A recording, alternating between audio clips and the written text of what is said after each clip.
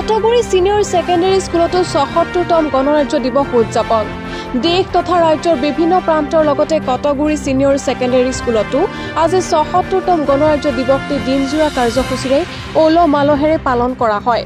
পুৱা পতাকা উত্তোলন কৰে অধ্যক্ষ ৱাজিদুল হকে। ইয়াৰ পিছতে ৰাষ্ট্ৰীয় পতাকাক সন্মান জনাই ৰাষ্ট্ৰীয় সংগীত পৰিৱেশন কৰা হয়। ইয়াৰ উপৰিও স্বাধীনতা আন্দোলনত শ্বহীদ বৰণ কৰা শ্ৰদ্ধা কাননত পুষ্পাঞ্জলি জনোৱা হয়।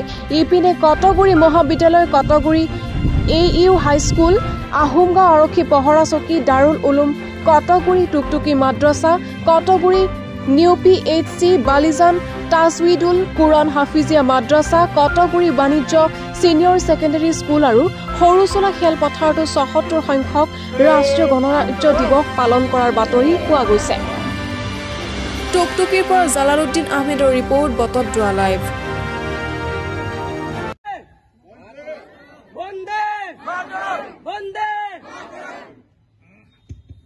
আমি যাম, তাৰপিছতে আমাৰ শ্বহীদ স্মৃতিত আমি পুষ্পাঞ্জলি অৰ্পণ কৰিম। সকলোকে অনুৰোধ জনাইছোঁ আমি যথাস্থানত উপস্থিত হ'বলৈ।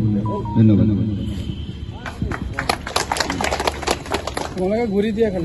আমাৰ গাঁৱৰ গাঁওবুঢ়া চাহক আৰু মৰমৰ ছাত্ৰ ছাত্ৰীসকল, আজি ৭৬তম গণৰাজ্য দিৱস উপলক্ষে আমি পতাকা উত্তোলন সকলোকে মই আদৰিছোঁ। আজি আমাৰ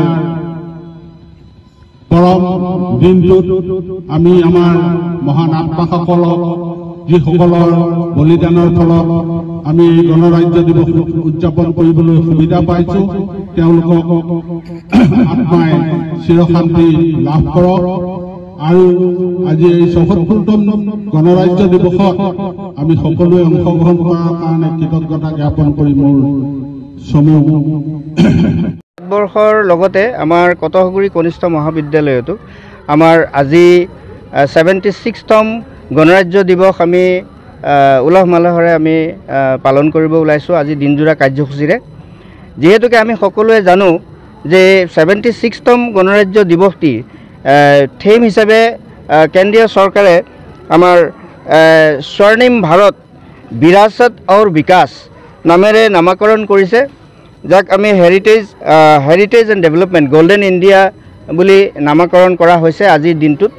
গতিকে আমি সকলো ছাত্ৰ ছাত্ৰীয়ে একত্ৰিত হৈ পতাকা প্ৰসাৰণ উত্তোলনৰ কাৰ্যসূচীৰ দ্বাৰা শ্বহীদ তৰ্পণ ইত্যাদি বিভিন্ন কাৰ্যসূচীৰে আমি আজি দিনজোৰা কাৰ্যসূচীৰে আমি সকলোৱে অধ্যক্ষ প্ৰমুখ্যে আমাৰ সহকৰ্মীবৃন্দ, আমাৰ ছাত্ৰ ছাত্ৰী, আমাৰ NSSৰ ভলণ্টিয়াৰসকল সকলোৰে এই অঞ্চলৰ ৰাইজ সকলোকে লগত লৈ আমি আজি দিনজোৰা কাৰ্যসূচীৰে উলহ মালহেৰে আমি আজি পালন কৰিব ওলাইছোঁ। গতিকে এই চেগতে মই সমগ্ৰ ভাৰতবৰ্ষৰ সমগ্ৰ নাগৰিকক মই অশেষ ধন্যবাদ জ্ঞাপন কৰিছোঁ, শুভেচ্ছা জ্ঞাপন কৰিছোঁ। আজি আমি গণৰাজ্য দিৱস উদযাপন কৰাৰ যি আমি সুযোগ পাইছোঁ, গতিকে সকলোকে আমি এই চেগতে আমি ধন্যবাদ জ্ঞাপন কৰিছোঁ। ৭৬ সংখ্যক গণৰাজ্য দিৱস মানে অনুষ্ঠানত আমাৰ বালিজান তাজউইদুল কুৰাণ হাফিজিয়া মাদ্ৰাছাই অলপ ব্যতিক্ৰম হিচাপে আমি আয়োজন কৰিছোঁ। আমি আমাৰ মাদ্ৰাছাৰ প্ৰগ্ৰামখন প্ৰতি বছৰে অলপ ব্যতিক্ৰমী হিচাপে আয়োজন কৰোঁ।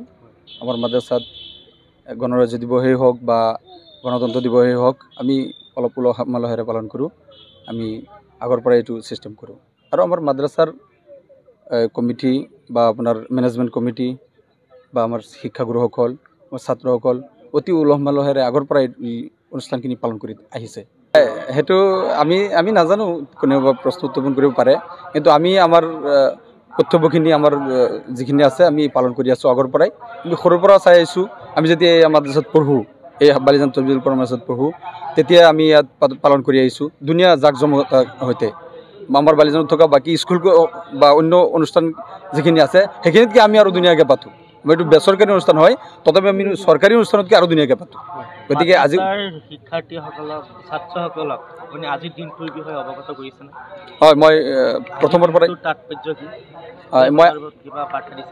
মই আজিৰ দিনটোৰ সম্পৰ্কে প্ৰথমৰ পৰাই ছাত্ৰসকলক এই সম্পৰ্কে আলোচনা কৰি আহিছোঁ। যিহেতু গণৰাজ্য দিৱস হয়, গণৰাজ্য দিৱসৰ যিখিনি তাৎপৰ্য আছে মই বৰ্ণনা কৰি সকলোকে বুজাই দিছোঁ। খালি ময়ে নহয়, মোৰ সতীৰ্থ শিক্ষকসকলেও এই বিষয়ে আলোচনা কৰিছে। আৰু আমি স্কুল মাদ্ৰাছা চলা সময়তো আমি এটা ক্লাছ আছে আমাৰ, য'ত আমি দেশৰ সম্পৰ্কে মাদ্ৰাছাৰ মানে কৰণীয় কি বা দেশটো কেনেকুৱা কেনেকৈ চলে, তাৰ সংবিধান কি, ছিষ্টেম কি, প্ৰধানমন্ত্ৰী কোন, ৰাষ্ট্ৰপতি কোন, আমাৰ অসমৰ মুখ্যমন্ত্ৰী কোন আদি কৰি আমাৰ এটা ছাবজেক্টেই আছে, সেইটো আমি পঢ়াই থাকোঁ, ডেইলি আমি সেইটো দি থাকোঁ।